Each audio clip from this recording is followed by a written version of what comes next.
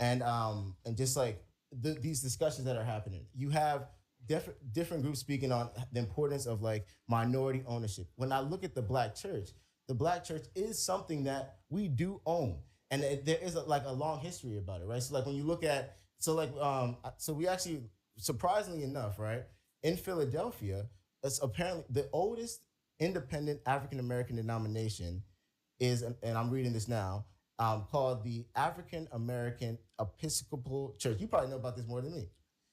I'm not sure if it's older than AME, African Methodist Episcopal. Well, this is just research I've done.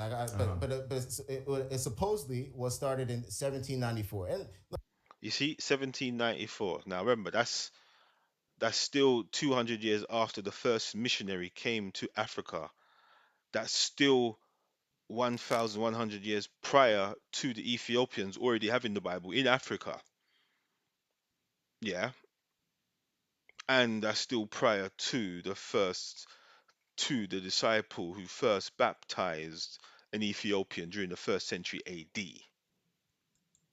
look, my point in that is really more so to just touch on the fact that this is something that's like grown with time. So like when you look at even in the times of Jim Crow, many of the leaders in the black church had leadership positions while being subservient in working society.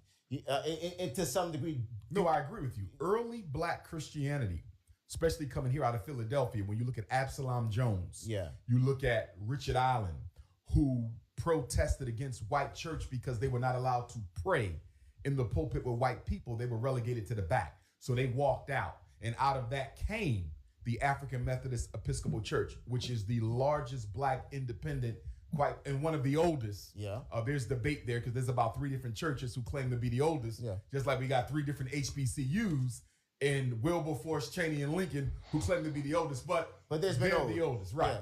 So when you look at that, AME coming out of that protest, had I been back then, I may have been an AME. Not for purposes of Jesus, but for purposes that you're fighting against white supremacy.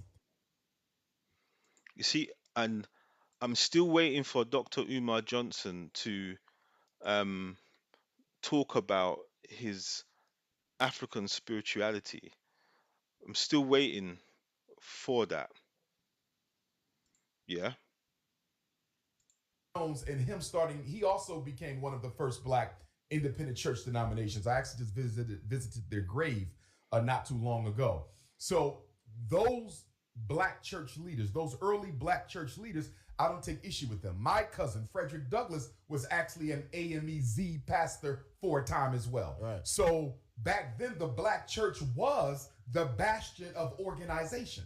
Everything came through the black church, the job. You fought against the Klan through the church, the insurance, the burial fund, the civil rights. It came through the church. But in the aftermath of Dr. King's murder, 55 years ago, April the 4th, the black church reinvented itself, and it remade itself away from being an instrument of agitation to an instrument of accommodation. Back then, we fought racism head on through the church using the Bible. I take no issue with that. I'll join a church like that tomorrow. You understand?